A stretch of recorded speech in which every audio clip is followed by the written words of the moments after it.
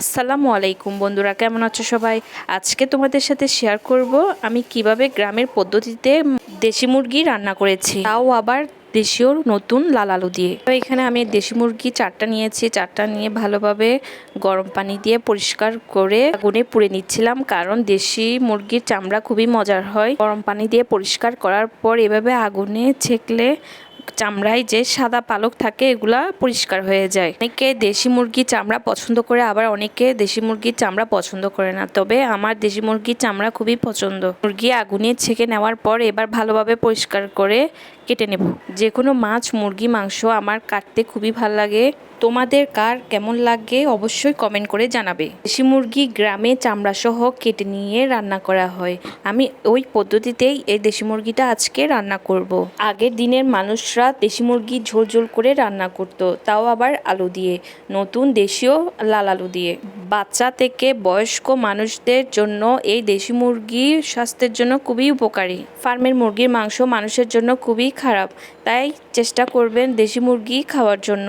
আর যারা গ্রামে বসবাস করে তারা সহজে দেশি মুরগি পালন করে। তোমরা কারা দেশি মুরগি বাসায় লালন পালন করো অবশ্যই কমেন্ট করে জানাবে। দেশি মুরগি গ্রামের বাড়িতে লালন পালন করতে কম খরচ প্রয়োজন হয়। গ্রামের বাড়িতে আমার মা দেশি মুরগি লালন পালন করে, আমি সেই দেশি মুরগি রান্না করব, আজকে তোমাদের সাথে শেয়ার করব। তো বন্ধুরা দেখতে পাচ্ছ আমি মুরগি কাটছি, প্রায় মুরগি কাটা শেষ। দেশি মুরগি চামড়ায় অনেক পরিমাণে তেল থাকে, তাই দেশি মুরগির চামড়া সহ রান্না করলে এই মাংসর স্বাদ দ্বিগুণ বেড়ে যায়। বন্ধুরা আমার এই মুরগি কাটা শেষ, এবার আমি ভালোভাবে ধুয়ে নেব। আমি এই দেশি মুরগি ছোট ছোট করে পিস পিস করে নিয়েছি। এবার বেসিনে ভালোভাবে পানি দিয়ে পরিষ্কার করে নিয়েছি। মুরগি পরিষ্কার করা শেষ, এবার আমি নতুন লাল আলু নিব। এগুলা আস্ত ভালোভাবে ধুয়ে নিব। এই লাল আলু স্বাভাবিক আলুর চেয়ে মজা বেশি। তো বন্ধুরা দেখতে পাচ্ছ আমি ভালোভাবে ধুয়ে 2 ভাগ করে নিয়েছি। এবার আমি রান্না করব। প্রথমে একটা কড়াই দিয়েছি, কড়াইয়ে পরিমাণ মতো সয়াবিন তেল দিয়েছি। সয়াবিন তেল গরম হওয়ার পর দিয়েছি পেঁয়াজ কুচি। পেঁয়াজ কুচি যখন একটু বাদামি রঙের হয়ে আসবে তারপর দিয়ে দিব আস্ত জিরা। দেশি মুরগিতে আস্ত জিরা দিলে সুঘ্রাণ হয়। আর দিয়েছি তেজপাতা, লবঙ্গ, দারচিনি, এলাচ। যখন পেঁয়াজ কুচি বাদামি রঙের হয়ে আসবে তারপর দিয়ে দিব পেঁয়াজ বাটা। পেঁয়াজ বাটা দেওয়ার পর হালকা ভেজে নেব। ভেজে নেওয়ার পর দিয়ে দিব আদা ও রসুন বাটা। আদা ও রসুন বাটা আমি আগে থেকে বেটে রেখেছিলাম, তো আমি পরিমাণ মতো আদা রসুন বাটা দিয়েছি। দেওয়ার পর এবার নেড়েচেড়ে দেব, হালকা ভেজে নেব। গ্রামের বাড়িতে মাটির চুলায় লাকড়ি দিয়ে এই দেশি মুরগির রান্না করলে অসাধারণ হয়। আদা ও রসুন বাটা দেওয়ার পর দিয়েছি এবার লবণ স্বাদ মতো। লবণ দেওয়ার পর যেহেতু পুড়ে যাচ্ছিল আমি সামান্য পরিমাণ পানি দিয়েছি। স্বাদ মতো লবণ দেওয়ার পর এবার আমি হালকাভাবে ভেজে নেব। ভেজে নেওয়ার পর দিয়ে দিব স্বাদ মতো হলুদ গুঁড়ো।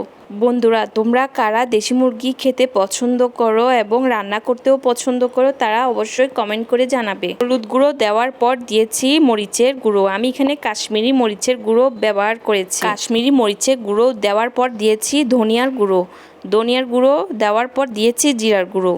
জিরা আমি আস্ত কিনে ধুয়ে শুকিয়ে তারপর হালকা ভেজে গুঁড়ো করে রেখেছিলাম। মশলা দেওয়ার পর এবার হালকা ভেজে নেওয়ার পর যখন পুড়ে যাচ্ছিল বা লেগে যাচ্ছিল তখন আমি হালকা পরিমাণে পানি দিয়েছি। পানি দেওয়ার পর এবার আমি ভালোভাবে কষিয়ে নিব। এবার দিয়ে দিব দেশীয় লাল টমেটো। এখানে আমি টমেটো কিউব করে কেটে নিয়েছি। এবার নেড়েচেড়ে ভালোভাবে কষিয়ে নেব। 15 মিনিট মশলা কষিয়ে এবার দিয়ে দিব দেশি মুরগি। এবার দেশি মুরগি দেওয়ার পর ভালোভাবে নেড়েচেড়ে মশলার সাথে মাংসে মিশিয়ে দিব। দেশি মুরগির মাংসে মশলা যত কষানো যায় তত মুরগির মাংসের স্বাদ বাড়ে। নেড়েচেড়ে এভাবে আমি কষিয়ে নিব, আর কোনো পানি দিব না। এবার আমি দেশি লাল আলু কেটে রেখেছিলাম এগুলা দিয়ে দিব। তোমরা যারা দেশি মুরগিতে আলু পছন্দ করো না তারা স্কিপ করতে পারবে। দেশি লাল আলু দেওয়ার পর মাংস দেখতে লোভনীয় লাগছে। বন্ধুরা আমার এই রেসিপি তোমাদের কেমন লেগেছে অবশ্যই কমেন্ট করে জানাবে। আর তোমাদের রান্নার যে কোনো ভিডিও প্রয়োজন হলে অবশ্যই কমেন্ট করে জানাবে।